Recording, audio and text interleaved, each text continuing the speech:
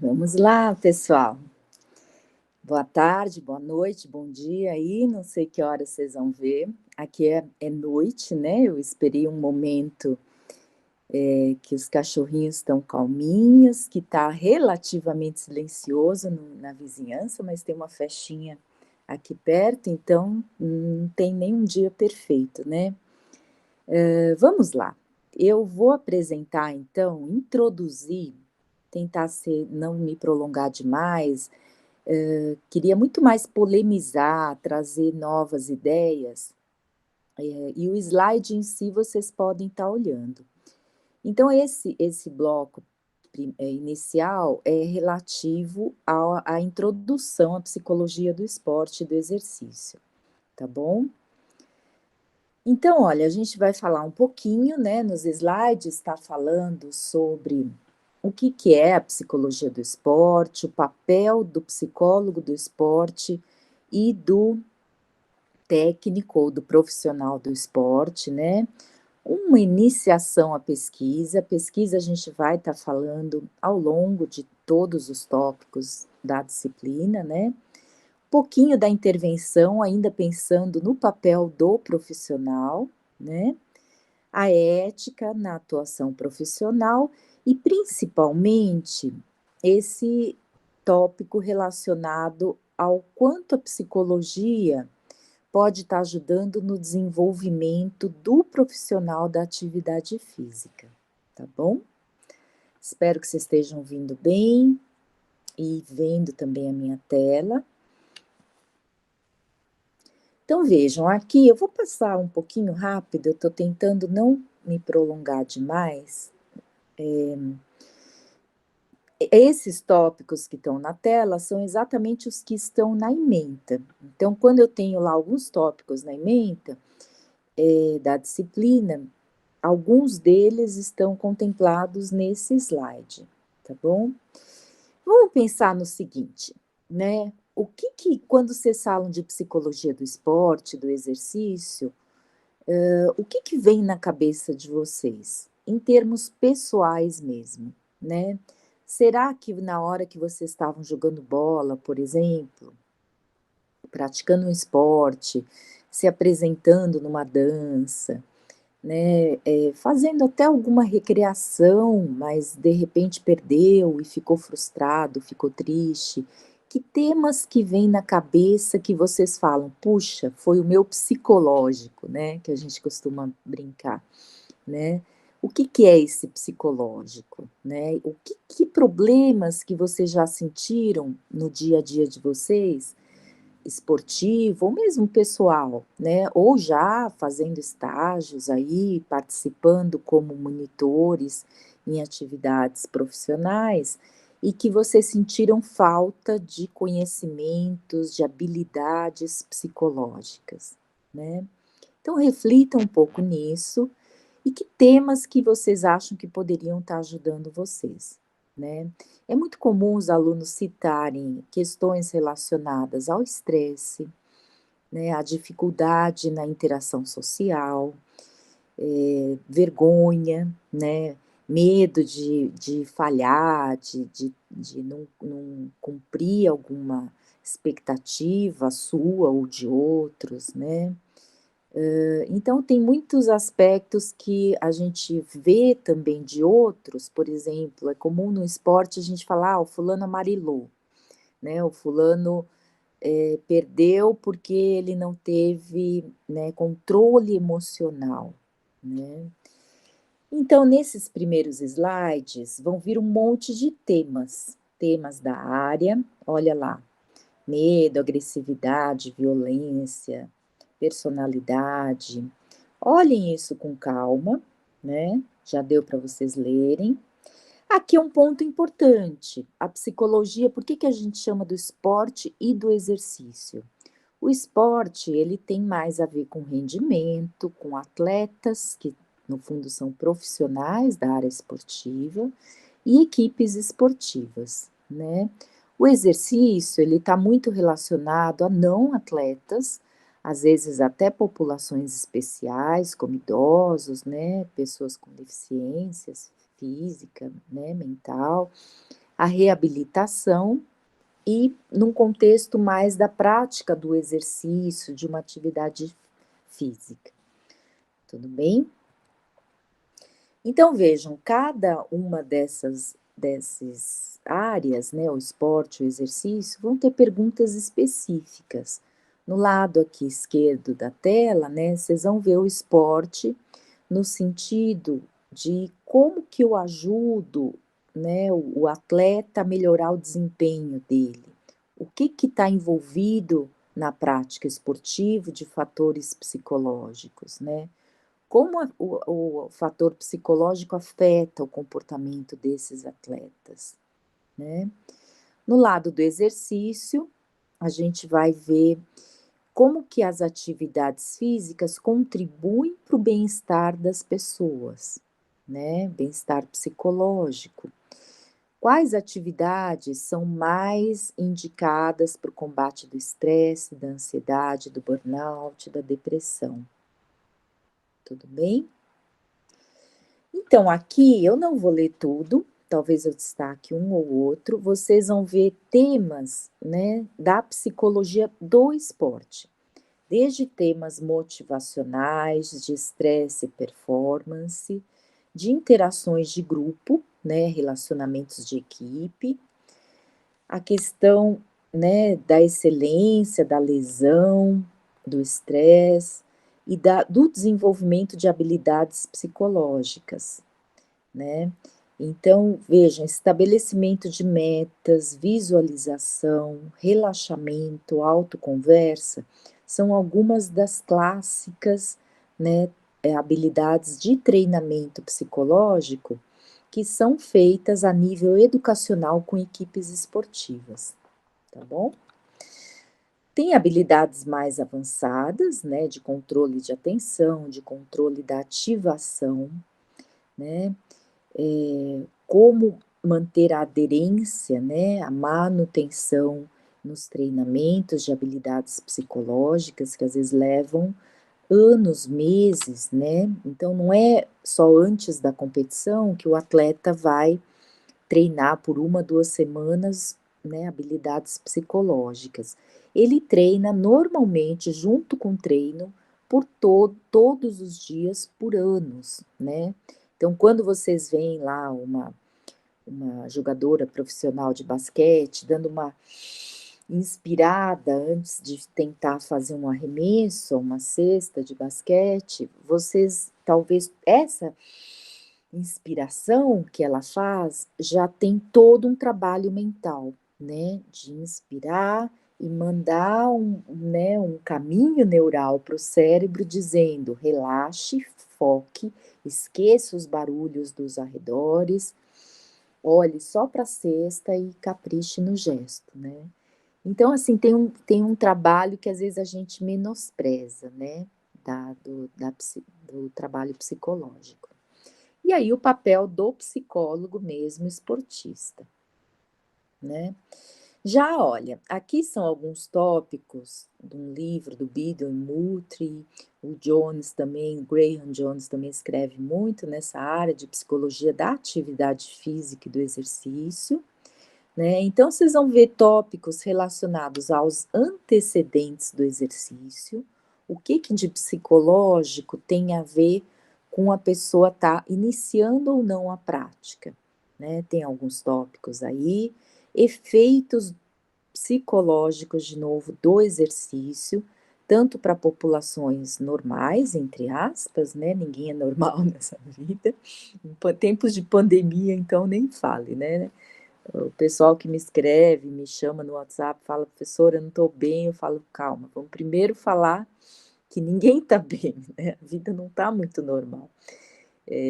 Mas claro que algumas coisas que já estavam até ali meio, né, incomodando pré-pandemia, na pandemia ficam mais evidentes, e a gente tem que cuidar sim, tem que ir atrás e buscar apoio, né? Então, retomando aqui, né, tanto com a população normal quanto população clínica, pensando no exercício como uma terapia, e claro, o perigo aí, pensando no exercício como um vício, né? Então, nem tudo são flores no exercício.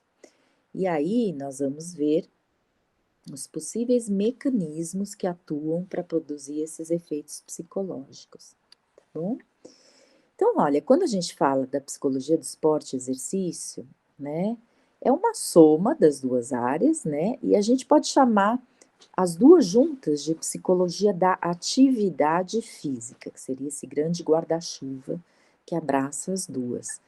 Quando a gente fala de esporte, a gente está pensando de que o esporte ele gera mais estresse, né? Ele não apenas trabalha com, sim, com aspectos, né, biológicos e psicológicos, mas no geral o contexto da prática esportiva de alto rendimento, midiática, né, que aparece nas mídias, envolvendo patrocinadores, né, como um trabalho mesmo para o atleta, ela gera muito estresse, né?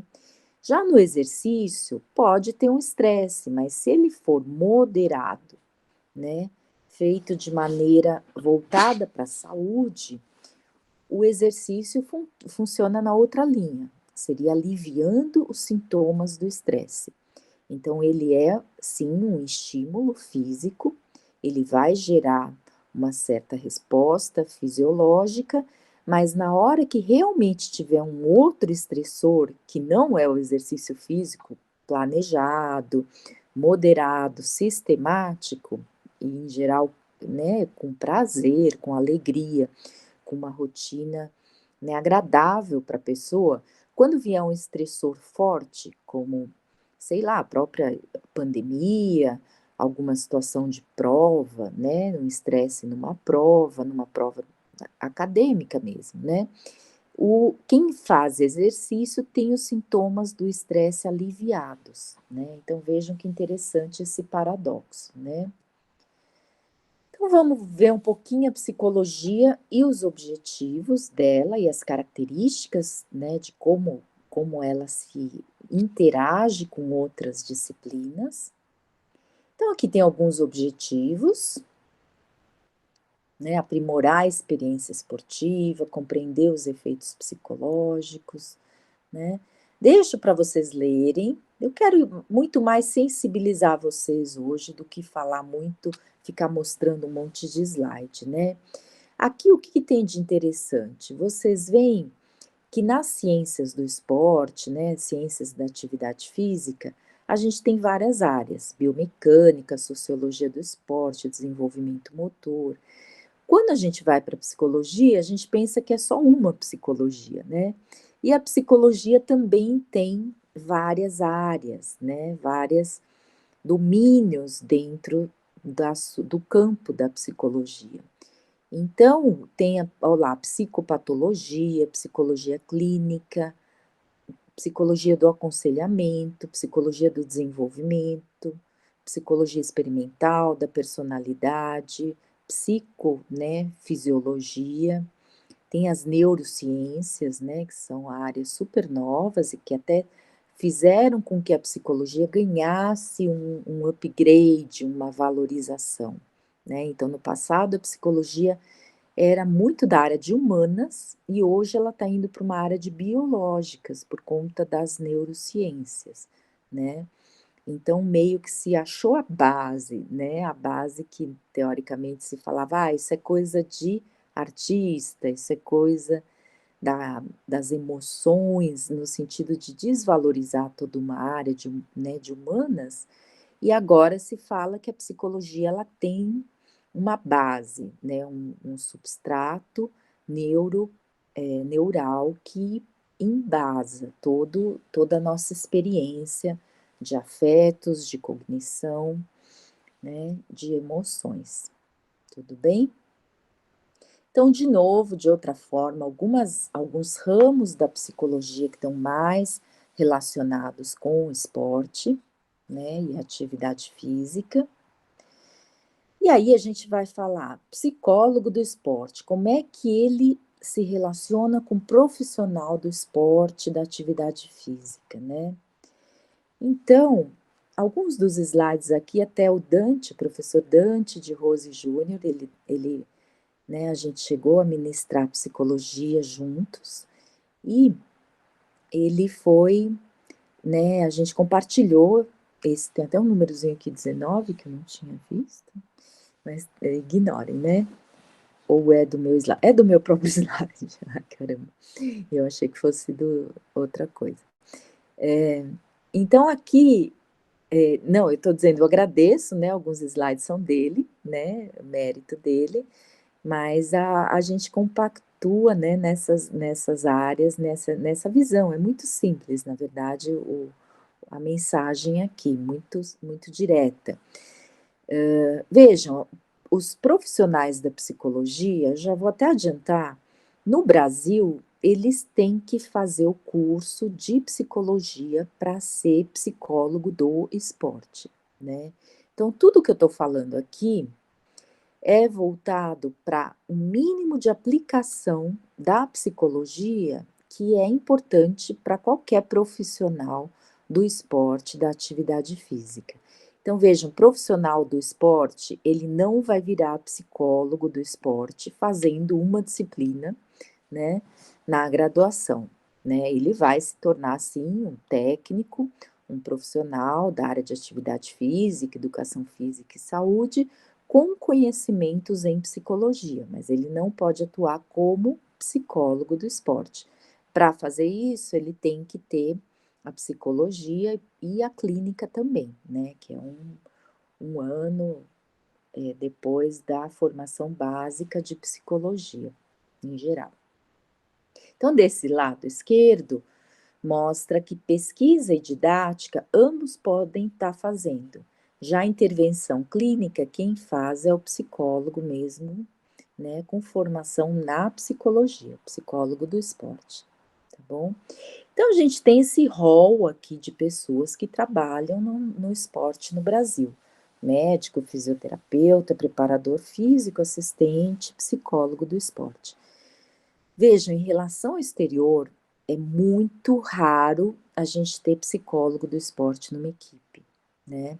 Às vezes ele faz um trabalho de fundo, né, com equipes grandes, né, às vezes com atletas individualmente, mas raramente ele está junto ali, sentado no banco, acompanhando um jogo, né, de futebol, por exemplo, né? Então a gente tem sim um papel central do técnico no Brasil, né? O técnico no Brasil é mais, sim, voltado para ser o líder né? Não ouvir muito os outros assistentes dele e ao mesmo tempo, competem, eu acho que dá para dizer isso, né? Há um certo, ainda não há cultura de que o psicólogo pode até compartilhar ideias de quem ele acha que está melhor naquele dia em termos psicológicos para estar entrando numa final, por exemplo, de um campeonato importante para a equipe, né?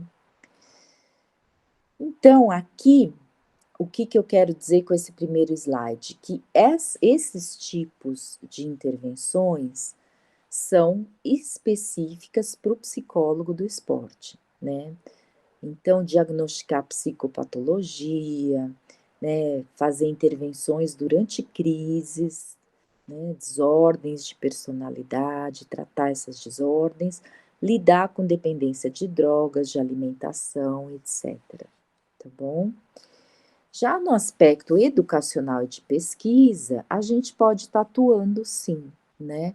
Mas no papel ainda de técnico, né? De técnico ou de educador físico ou de profissional da educação física e saúde, tá bom? Então, tanto ensinando essas técnicas simples de relaxamento, de concentração, como fazendo coletando dados para contribuir para a pesquisa mesmo de campo, né? Aplicando alguns testes simples e possibilitando uma avaliação melhor dos atletas no aspecto de controle emocional em atletas normais, tá bom? Sem diagnosticar patologias. Então, aqui a gente mostra, de novo, né, como os psicólogos educacionais ou educadores físicos podem estar atuando nessas áreas, enquanto essa área da direita é típica, né, exclusiva para o psicólogo clínico, né, com graduação em psicologia, tá bom? Então, no Brasil é preciso, né, ter a graduação em psicologia para ser psicólogo esportivo. Vamos ver, no exterior, né, eu peguei o exemplo da Grã-Bretanha, da Inglaterra, é possível a gente ter uma graduação em psicologia e pós-graduação em ciências do esporte, e aí ter uma experiência prática para ser registrado como sport psychologist, né? Essa é a opção A. A opção B seria o inverso, seria no nosso caso, né? Fazer a graduação em educação física, fazer um pós em psicologia e aí ter uma boa experiência prática e poder sim atuar como psicólogo do esporte. Então isso varia, né, de país para país.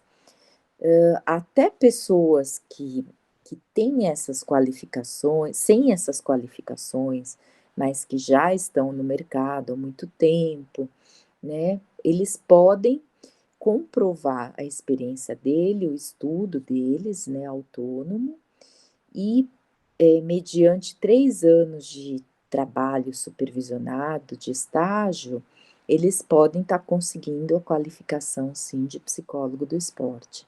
Vejam, é muito mais flexível, né? Não é obrigatório até a graduação para estar atuando nessa área na Inglaterra, né? Então, vejam, aqui eu falo um pouquinho de como muitas vezes é complicado deixar muito claro qual é a função do psicólogo, né? O quanto ele seria importante ele estar sendo reconhecido para, né, dar um resultado maior no rendimento dos atletas, né?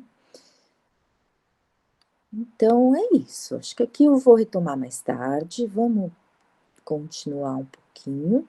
Marcos históricos eu vou passar rápido. Vocês olhem. Tem ali um pouquinho de datas, quem são os nomes que foram marcando alguma história, né, na psicologia do esporte.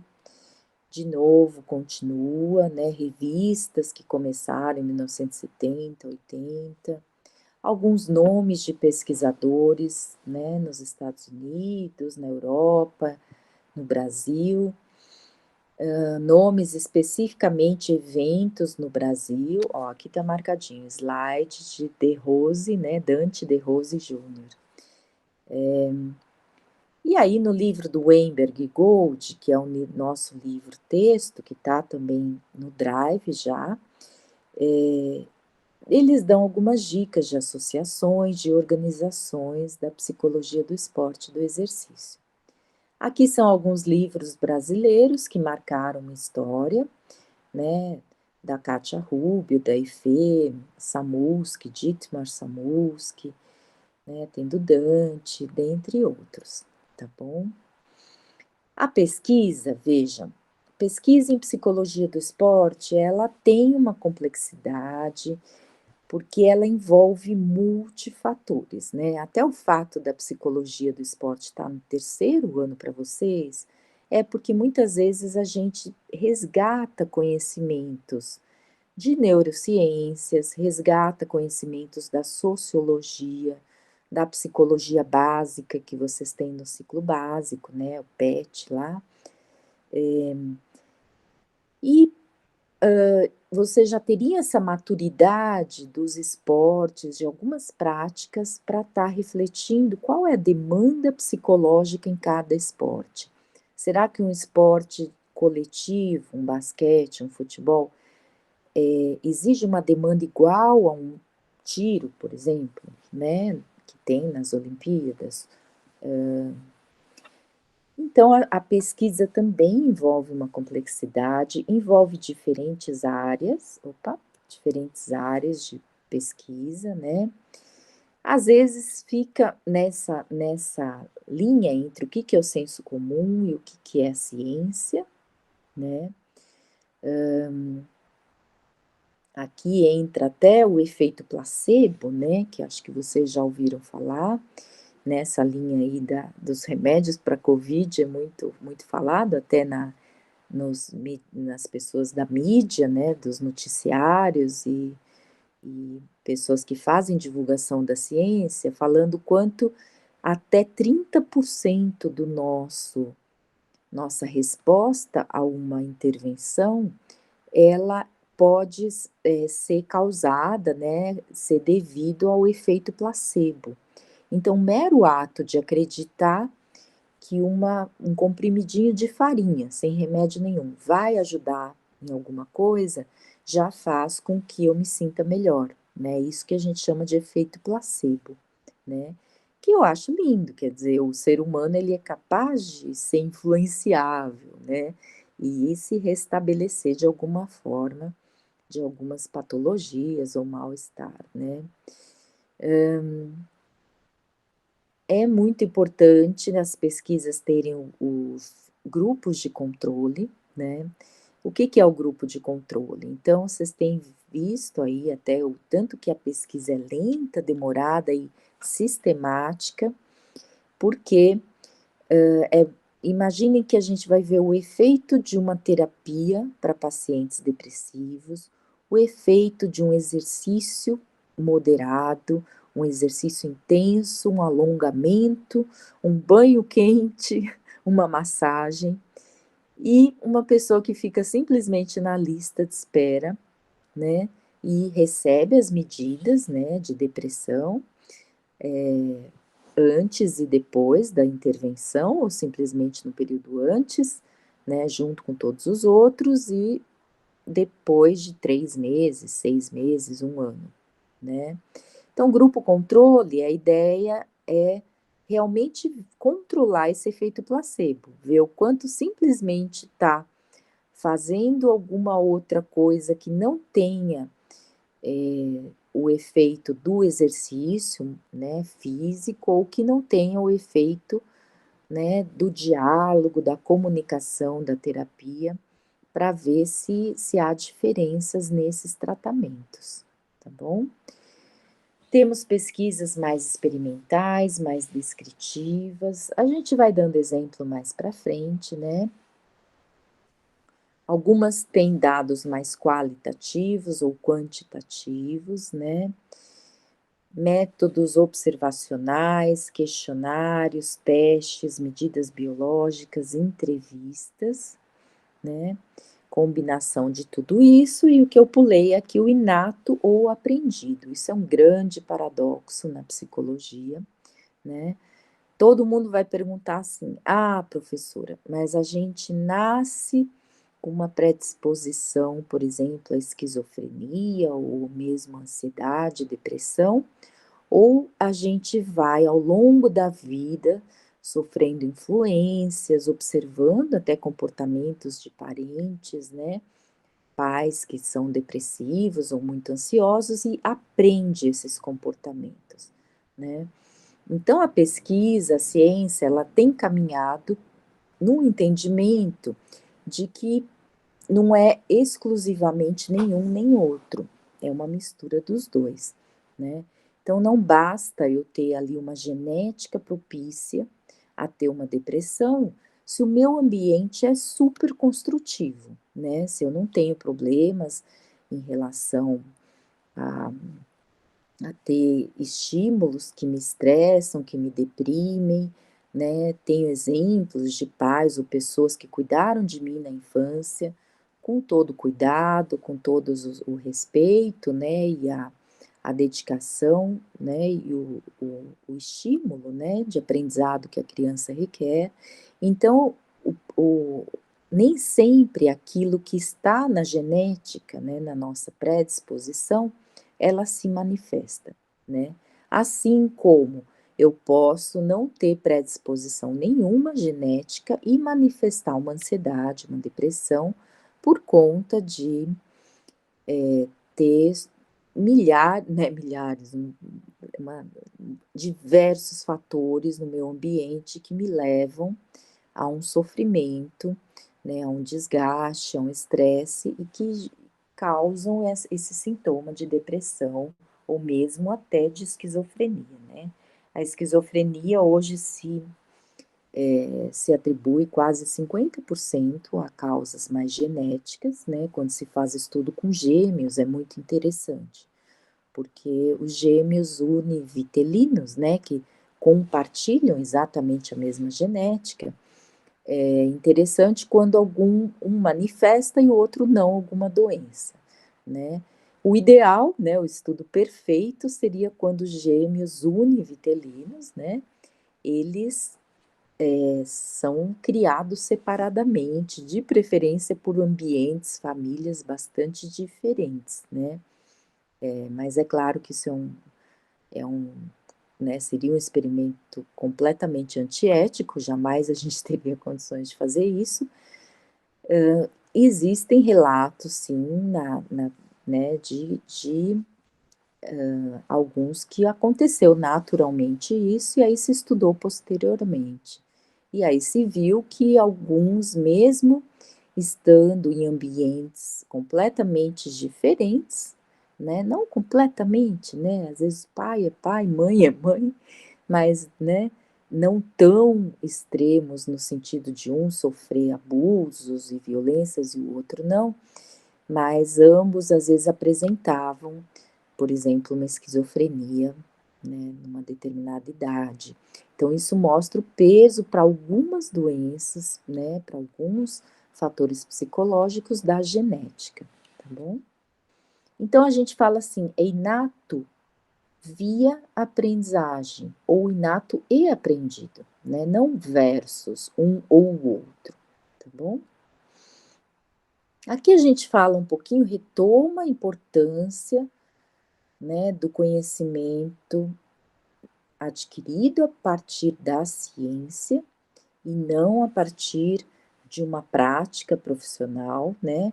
Então imaginem hoje na pandemia, né, os médicos falam assim nos hospitais: "Olha, a ciência está descobrindo o remédio, mas a gente não deixa nem ninguém, né, nenhum, paciente que vem com a covid sem remédio. Por quê? Porque eles vão já testando imediatamente, eles vão inovando ali naqueles pacientes. Então, se ele tem lá um quadro de coagulação sanguínea alta, eles vão dar um anticoagulante. Se ele tem febre, eles dão, né, algum remédio que diminua a febre ou diminua essa inflamação, né, essa reação exagerada do organismo. Qual que é o problema, né? Às vezes há uma tendência, imagina essa polêmica toda que deu em relação ao remédio que o presidente ficou, né, apontando como o ideal, né. Então tem uma tendência das pessoas que gostam do presidente ser mais influenciados a tanto o médico ministrar quanto o paciente aceitar esse remédio. Mas faltam explicações, né, ainda não há confiança da eficácia daquele remédio. Então a mesma coisa na terapia, em qualquer área, né, na educação física também. Já o conhecimento científico, ele é mais confiável, sistemático, objetivo, imparcial, porém ele é reducionista, conservador, muitas vezes ele é mais lento para se desenvolver e falta, às vezes, uma validade externa, no sentido de que ali na microcélulas, né, a gente vê que o remédio funciona e a hora que dá para a pessoa ele não funciona tão bem assim, tá bom? Aqui são exemplos de tipos de pesquisa mostrando os pontos fortes e as limitações, entrevista, observação, avaliação objetiva, tá? Não vou ler tudo, né? Eu acho que vocês na resenha dos slides, vocês podem estar lendo aquilo que mais interessa. E aqui fala algumas direções, né, no sentido de também ter, né, necessidades futuras de por onde a psicologia poderia caminhar e que ainda faz falta, né. Então, por exemplo, a gente vê muito psicólogos com atletas de elite, e os psicólogos com jovens, né, cadê, né. A educação psicológica básica, né, é muito importante, não só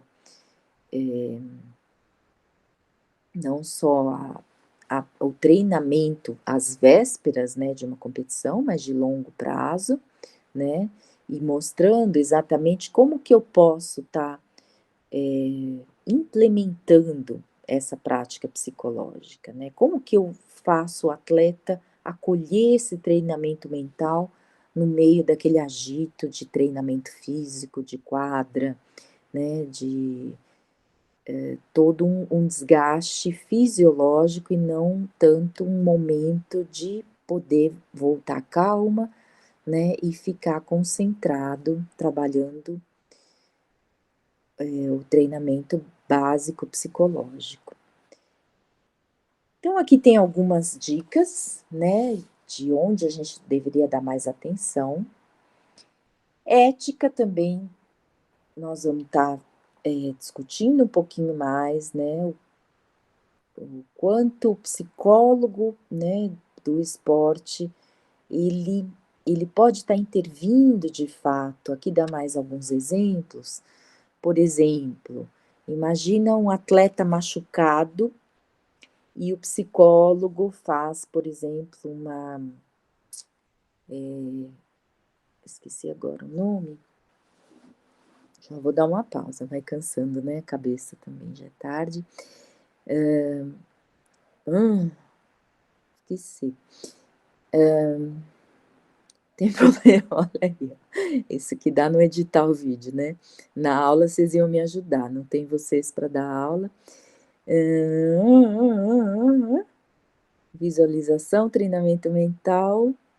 Vamos imaginar que é uma visualização, né, e o psicólogo vai ficar num dilema ético, do quanto ele pode estar falando para o atleta, para ele visualizar que ele não sente dor, que ele está empoderado, que ele pode ignorar a dor e entrar num campo, entrar numa quadra, né, se sentindo com um mental muito forte, né, ignorando essa dor. Então veja, isso é um baita dilema. Depois ele acaba, né, aquela competição e ele vai provavelmente ter escalonado aquela lesão que ele tinha por conta de não ter ouvido a dor dele, né. Que mais que a gente poderia pensar de dilemas éticos, né. Muitas vezes o excesso de autoconfiança também é hipnose, lembrei. Gente, tô aqui com meu cérebro resgatando lá na caixinha, gavetinha, lá no fundinho. Então o atleta machucado, que eu dei exemplo anterior, e a hipnose no Brasil não é muito feita. O meu orientador até da Inglaterra, Graham Jones, ele fazia hipnose na aula de psicologia, de pós-graduação, né. Na nossa sala de 15 alunos, uma conseguiu ser hipnotizada, né. Então tem uma predisposição também, aqueles que conseguem ser hipnotizados e outros que não, e ajuda, né. Então imagine que realmente eu tenho algum medo, barulho das pessoas batendo palmas numa plateia de uma corrida de atletismo, por exemplo, podem me deixar muito nervosa e eu me permito, né, se eu conseguir, ser hipnotizada e o meu hipnotizador vai falar: "Ignore o né, não, as palmas não vão te afetar tanto, te deixando estressada, né". Então é interessante, funciona, né. Para isso não tem dilema ético, mas se fosse no sentido da dor, como eu falei, a gente teria aí um grande dilema ético, né. A intimidade com os atletas, né, veja, eu falei da autoconfiança e lembrei do termo, né, da a autoconfiança em excesso, ela também pode ser prejudicial, né. Então imagina aquele cara que chega na academia, levantar ferro, e ele tá tão, mas tão empoderado que ele quer levantar de cara 200 quilos, né, e acaba se lesionando, acaba, né, complicando a vida de todo mundo, do professor e dele mesmo, né. A intimidade com os atletas aqui, para não deixar muito confuso, o que quer dizer isso, É porque muitas vezes o psicólogo, ele é um braço direito do atleta, no sentido dele contar, às vezes, problemas, né, problemas familiares, dificuldades pessoais que ele está passando, e então ele acaba se tornando íntimo, né, entre aspas, nesse sentido de que ele está muito a par da vida pessoal daquele atleta, daquele aluno dele, né. Então ele tem que também manter essa postura dele de não intimidade, né. Então o que que a gente chama de não intimidade? Intimidade com o corpo, né, intimidade de toques que são íntimos, de às vezes brincadeiras, né, que invadem, às vezes né, permitindo às vezes alguma, dubiedade em termos de assédio, assédio sexual, de exposição, né, do outro ao público por algum relato de alguma coisa mais pessoal. Então é por aí que vai a preocupação com o psicólogo, né, ou com o conhecimento da psicologia na aplicação prática. Então, o ponto principal aqui seria a gente estar agora pensando a psicologia e o profissional de atividade física, né? Qual é a contribuição? Então, a psicologia, no fundo, né, na graduação, do jeito que está na grade, né, dos alunos de IEFES, eu sei que tem outros profissionais de direito aí, da própria psicologia, lazer, né, GPP, gestão de políticas públicas, mas vocês vão aí fazendo os elos mentais, perguntem na aula que a gente vai ter quinta-feira, né. Tô gravando hoje é terça-feira à noite, 10 da noite, com atraso, eu falei que ia ser na segunda, mas estamos aí, né. Então pensem, para a gente refletir, né, profissional da atividade física, mas pensem em todos esses profissionais. O que que um profissional habilidoso tem? O que que vocês admiravam naquele professor de educação física, de psicologia, de política, né, de lazer, o que for, de direito, né, o que que ele tem que vocês admiram, né? Então vieram aqui algumas dicas, né, ele tem empatia, ele tem autoconfiança, ele acredita na sua área, ele é ético, ele se comunica bem, ele tem criatividade, ele se atualiza, ele sabe trabalhar em equipes, né. Então eu listei aqui algumas qualidades, vocês poderiam estar pensando nisso antes de ver os slides, né. "Ah, eu tinha aquele professor que ele era tão legal, ele que me motivou a ir para a área, ele era simpático, ele era sempre um bom astral, ele se comunicava bem". E aí vocês vão acrescentando outras habilidades importantes, né. O meu ponto da psicologia está pensando quanto tudo isso, ou mais o que vocês falarem, a gente consegue desenvolver, a gente consegue realmente estar, construindo, né, nas pessoas.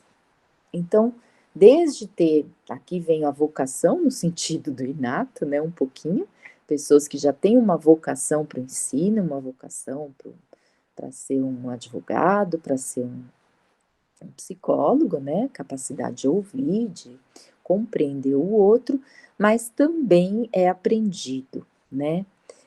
Mais do que tudo, eu enfatizo quanto a sensibilidade profissional, ela nos abre para esse aprendizado, tá bom? Então, de novo, vocês podem estar se perguntando: "O que que eu posso melhorar? O que que me incomoda?", né, "O que que eu tenho vontade de mudar de fato em mim?", né, "Eu gostaria de ter menos ansiedade para falar numa aula, eu gostaria de, saber me comunicar, dar um feedback melhor para os meus alunos, meus clientes", né. Então reflitam. Então, no fundo, eu estou, né, estimulando vocês a fazer esse autodiagnóstico, entre parênteses, autocura, né. Claro que a gente tem todo um contexto de criação, né, de pais, de quem nos deu o apoio lá na infância, que no fundo nos ajudaram a ser quem nós somos, positivamente e negativamente. O que a gente faz com essa influência é nossa escolha, né. Então nós temos aí alguns sintomas, efeitos dessas influências, não só da criação, como da escola, dos outros familiares, e nós vamos ver o quanto isso afeta o nosso comportamento, positivamente, negativamente, e se isso tem que ser trabalhado, né. Como que eu enfrentei então essas influências? Como que eu transformei influências negativas em positivas, superando, dando a volta por cima, olhando aquele pai que fuma e eventualmente falando: "Eu não quero fumar como ele". Então nem sempre o exemplo da criação vai ser algo que eu vou imitar, né, às vezes é exatamente o contra-exemplo, né. Mas claro que tem uma forte influência dos contextos, né, da forma de criação. A gente vai falar um pouquinho de apego lá na frente, né, e tentando ver como a gente é difícil a gente, mas é possível, por isso que eu gosto da psicologia, a gente está se libertando dessas amarras lá atrás na nossa criação, tá. Então, quando a gente fala de psicologia, a gente poderia também falar de consciência. Mas que consciências que a gente tem? Consciência de si mesmo, consciência, né, do nosso corpo, da nossa mente, das nossas emoções. E aí, nesse slide, eu quero muito já linkar a consciência com o movimento, os esportes e atividade física. Então, para mim, o movimento corporal, né, quando a gente está brincando com esse corpo, até lá na infância, né, numa brincadeira de queimada, né, num momento de brincadeira corporal, de lutinha, de qualquer, né, brincadeira tradicional, cultural, a gente já está se expondo ao contato com o outro, às emoções que aquilo provoca, né. Então a atividade física, ela tem esse papel transformador. Eu me deparo com quem eu sou, eu me deparo com meus limites, com as minhas dificuldades, eu me deparo com situações desagradáveis, né, com medo, com insegurança, né. E muitas vezes essa autoconsciência, que aumenta a partir do movimento, pode gerar uma frustração, né. Se isso é constante, eu acabo, né, tendo uma autoestima, um valor de mim mesmo, né, negativo, né. Se mesmo até com dificuldades, né, com limitações, eu consigo tirar um aspecto positivo ou mesmo superar, né, isso gera um prazer, e isso vai me retroalimentando para que eu tenha uma boa autoestima, uma percepção positiva de mim mesma, tá bom. Então a gente realça aqui o quanto o errar, né, entre aspas, porque ele é parte do processo de aprendizagem, de consciência, né, ele é importante, né, o erro, através do erro, a gente percebe onde eu tenho que investir mais energia, né, seja num erro de falar, seja num erro de não lembrar, né, já esqueci de novo, olha aí. É o corona, tudo é culpa do corona agora, o corona que levou uns neurônios meus, hipnose.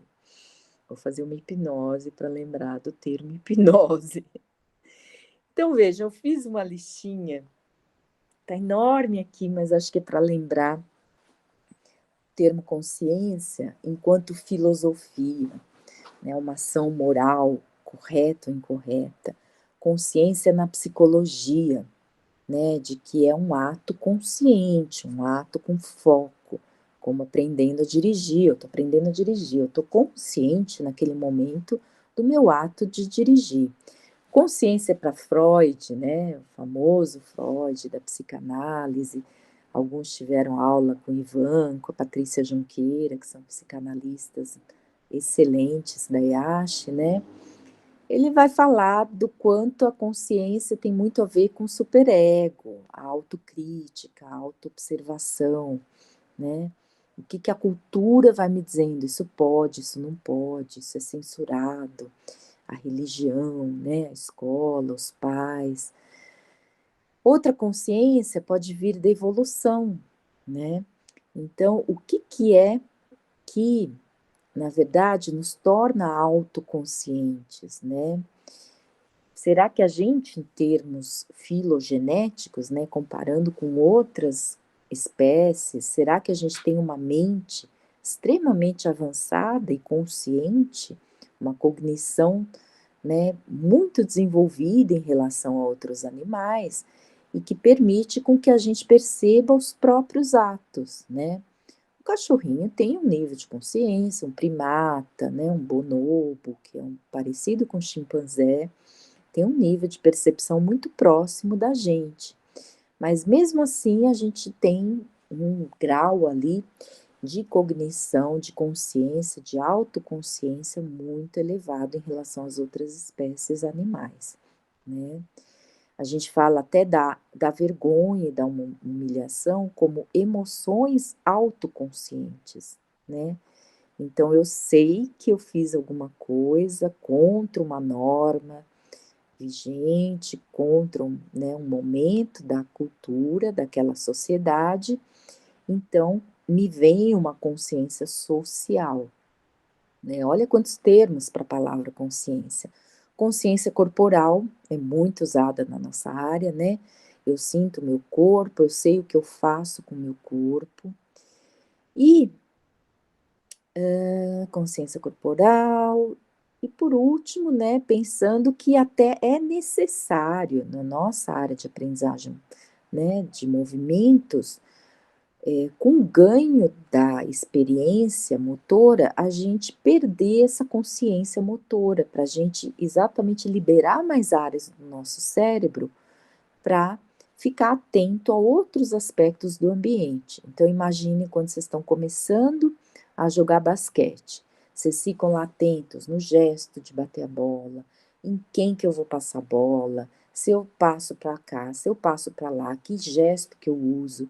Então, à medida que vocês se tornam expertise, que vocês vão dominando esse gesto, ele fica automático. Eu não penso mais sobre ele, eu não tenho mais consciência nesse sentido de que de como que eu tenho que bater a bola. Eu já aprendi a bater a bola, né?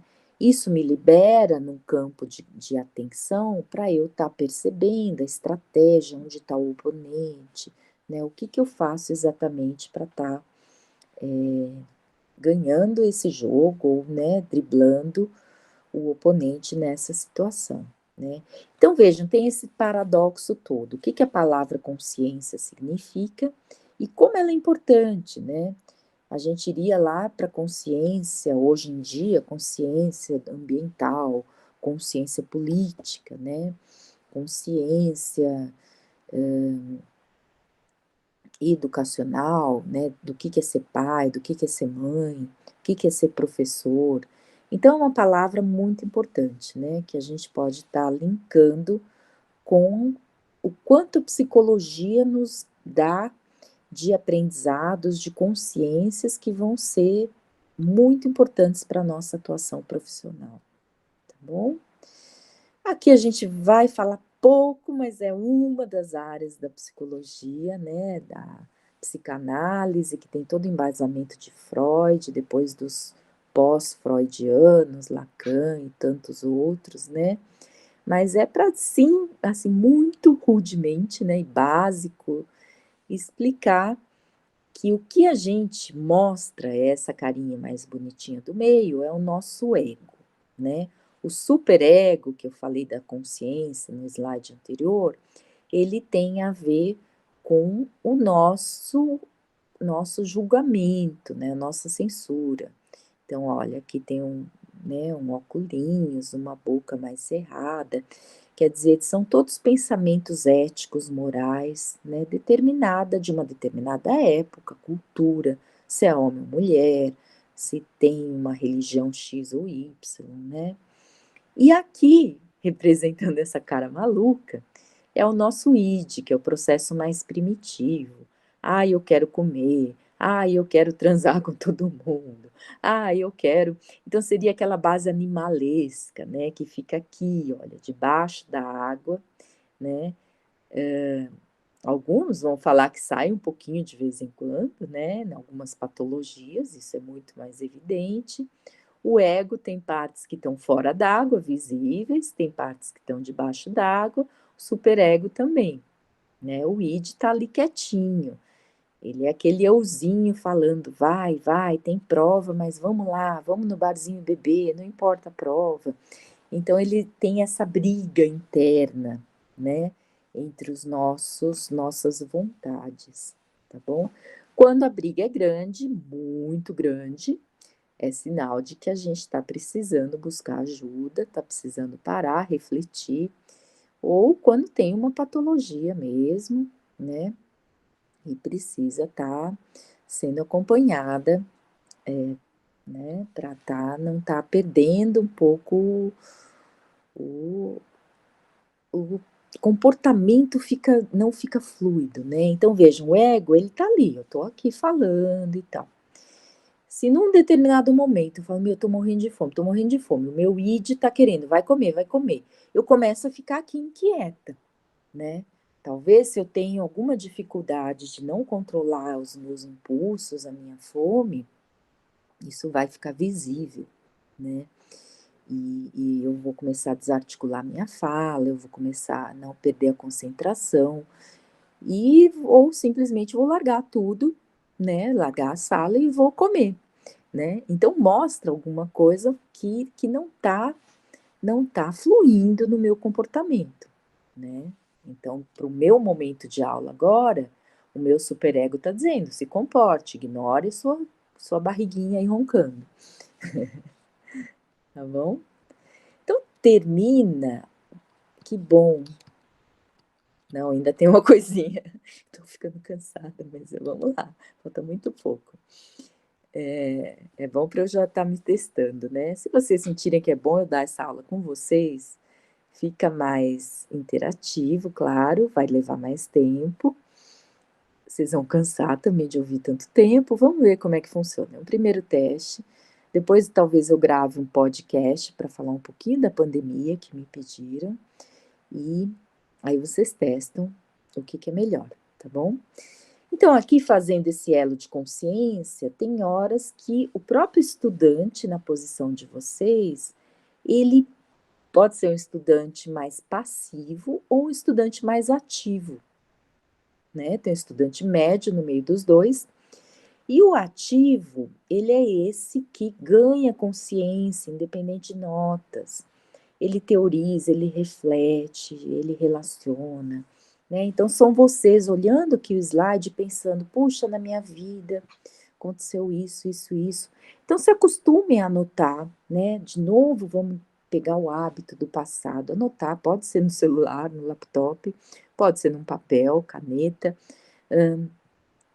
Que dúvidas eu tenho? O que que eu tenho, né, o que que eu posso relacionar com esses conteúdos que eu fiz até então, né. Então, esses são os comportamentos ideais para esse ganho de consciência através dessa disciplina, tá.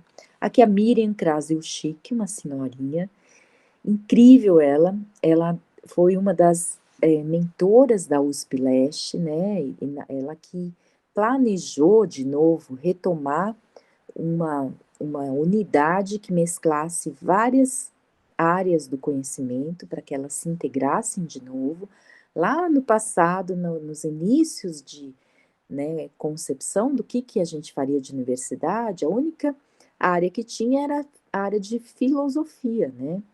Então, um pouco a EASH retomou juntar todas as áreas de humanas, exatas e biológicas, e a Miriam foi muito atuante, ela dava aula na educação, tinha aulas dela que tinham 200, 300 alunos, né, ela já era aposentada, ia dar aula só na pós-graduação e lotava auditórios, né, a coisa mais linda essa senhorinha.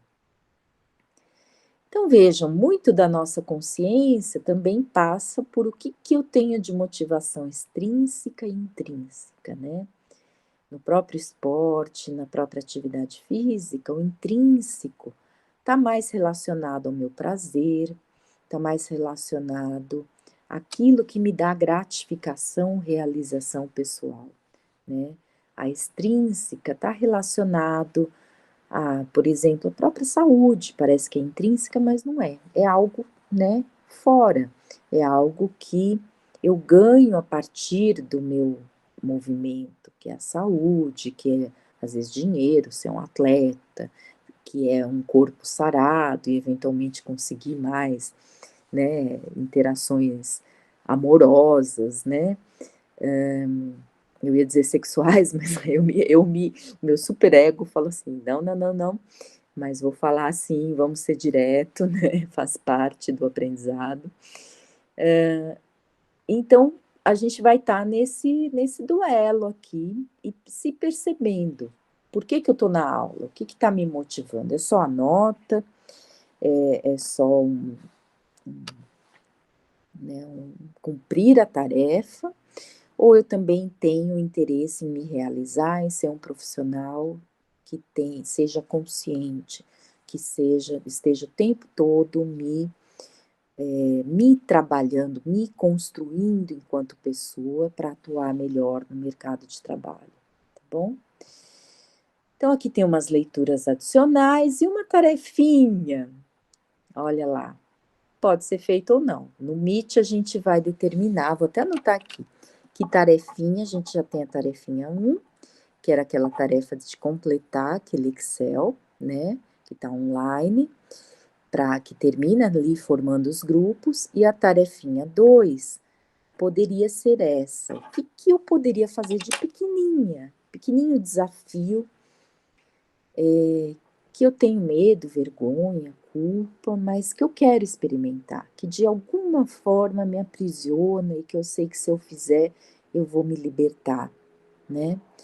Então vejam, aqui apareceu um sinal que vai acabar a bateria, só falta, né, espero que não. Então vejam, por exemplo, eu nunca corri com um shortinho curtinho, né. Porque eu tenho vergonha de, poxa, eu sou professora, o que que vão ver das minhas pernas, minhas gordurinhas. Mas no calor ia ser libertador, maravilhosamente libertador. Qual o problema de eu ter gordurinhas na minha idade, né, qual o problema das gorduras em si, independente de idades, né.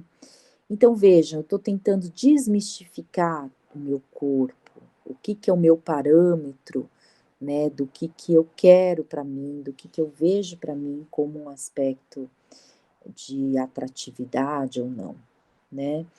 Então pensem num desafio, aqui foi para dar ideias, assim, são coisas que me afetam, no grupo que me interfere, a minha mente que interfere, são instituições, religião, escola. E aí eu dou um exemplo por exemplo, algo até mais simples, né. Bom, eu usei a roupa, né, correr com um shortinho, mas vocês podem estar usando um acessório, por exemplo. Eu tô aqui com esse acessório, é extremamente funcional, eu sei que ele é meio bobinho, é de um cachorrinho, um ursinho, um cachecol, com uma coisa de ursinho, um pé de cachorrinho, mas ele me esquenta e tem uma função com esse frio, com as minhas sinusites aí crônicas. Mas alguém poderia falar: "Gente, que mico", né, e eu vou tentar talvez usar algum acessório, tem gente que usa só preto, eu vou usar uma roupa colorida hoje. Então o desafio aqui é vocês estarem refletindo o que que seria, exatamente eu refletir algo que eu não faço, muito simples, uma roupa, um acessório, um colar, né, um óculos, uma coisa, né, vou pintar uma faixinha do cabelo de vermelho, aquela tinta que sai com lavagem, né, ou só uma pontinha de baixo, né, que depois você corta se você não gostou. O que que isso representou para mim? O que que me vem de valores com isso, né? Isso não é pintar o cabelo dessa cor não é para pessoa de idade, é só para jovens. Mas por que que eu não posso pintar? Por que que eu não posso me sentir jovens? Por que que, né? Então aqui tem uma série de ideias que vão meio que na psicologia dizer assim: "Saia um pouquinho dessa zona de conforto, sai um pouquinho da concha. Tô lá na concha, sai um pouquinho, assim, dá uma espiadinha, vê como é que tá o mundo, transgride um pouquinho e vê o quanto isso liberta, o quanto os outros realmente estão olhando e estão criticando, cada um está no seu mundinho, pouco se importando com o que o outro faz, né. Quem mais julga são meus pais, são as pessoas que moram na minha casa, é meu namorado, minha namorada, né. O quanto todos esses, né, esse julgamento, ele me aprisiona e eu posso estar me libertando. Tá bom, gente, obrigada, acabei sendo longa, não olhei ainda a hora, mas capaz que deu 1 hora. Se fosse um curso de psicologia, seriam 4 horas, então, né, a gente teria coisas práticas, mas vamos aí mesclando, tá bom? Obrigada a todos. Vou aqui encerrando e terminando a gravação. E anotem, espero vocês na quinta-feira com um monte de perguntas, tá bom? Interromper gravação. Obrigada a todos. Um beijo, até nossa reunião no Meet. Beijão, obrigada pela atenção. Até mais.